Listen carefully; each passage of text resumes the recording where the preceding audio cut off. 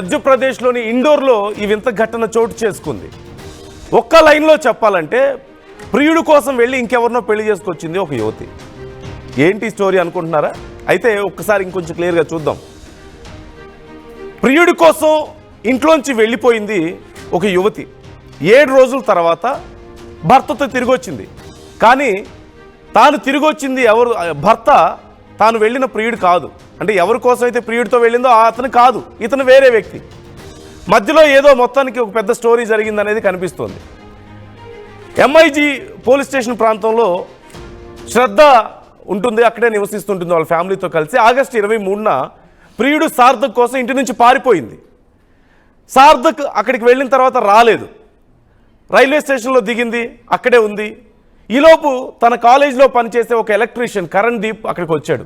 శ్రద్ధకు పరిచయం అయ్యాడు, శ్రద్ధను ఓదార్చాడు. ఆ తర్వాత వాళ్ళిద్దరూ మండలేశ్వర్కి వెళ్ళి పెళ్లి చేసుకున్నారు. వారం తర్వాత ఎంఐజీ పోలీస్ స్టేషన్కి వచ్చి ఈ కొత్త జంట మాకు రక్షణ కావాలి అని చెప్పేసి అడిగారు. అయితే ఇదంతా ఒక స్టోరీ ఒక రకంగా ఉంటే, మరోవైపు ఆ కూతురి పరిస్థితి, మానసిక స్థితి సరిగా లేదు అంటున్నాడు తండ్రి.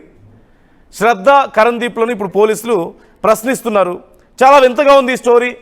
ఒకసారి ఇంకొంచెం స్టోరీని క్లియర్గా చూద్దాం. మధ్యప్రదేశ్లోని ఇండోర్లో ఎంఐజీ పోలీస్ స్టేషన్ పరిధిలో శ్రద్ధ అనే యువతి ఉంటుంది వాళ్ళ ఫ్యామిలీతో కలిసి. అయితే సార్థక్ అనే యువకుడిని ఆ యువతి ప్రేమించింది. చాలా రోజుల నుంచి వాళ్ళ గురించి వాళ్ళ ఇంట్లో డిస్కషన్ అవుతుంది. వాళ్ళ ఇంట్లో వాళ్ళు ఒప్పుకోవడం లేదు.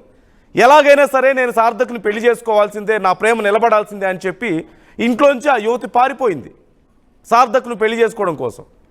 అయితే ఎక్కడైతే వాళ్ళు రైల్వే స్టేషన్లో కలుద్దాం అనుకున్నారో ఆ రైల్వే స్టేషన్కి వెళ్ళేసరికి సార్థక్ రాలా. చాలాసేపు వెయిట్ చేసింది, అక్కడే ఉంది. ఎంతసేపటికి ఆ సార్థక్ అనే వ్యక్తి అక్కడ కనిపించలా. తనకు అర్థమైంది నేను మోసపోయాను అని అర్థమయ్యి ఏడుస్తూ అక్కడే కూర్చుంది. ఈలోపు అదే కాలేజ్లో ఎలక్ట్రీషియన్గా పనిచేసేటువంటి ఒక వ్యక్తి కరణ్ దీప్ అనే వ్యక్తి అక్కడికి వచ్చాడు.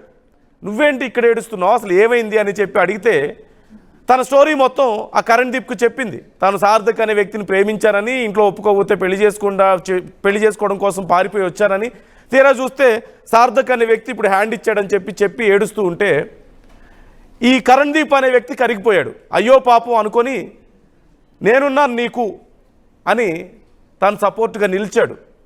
అతను రాకపోతేనే నేను పెళ్లి చేసుకుంటాను, నీకు ఇష్టమా అని చెప్పి అడిగాడు. ఆ యువతి ఎలా ఒప్పుకుందో మరి ఒప్పుకుంది.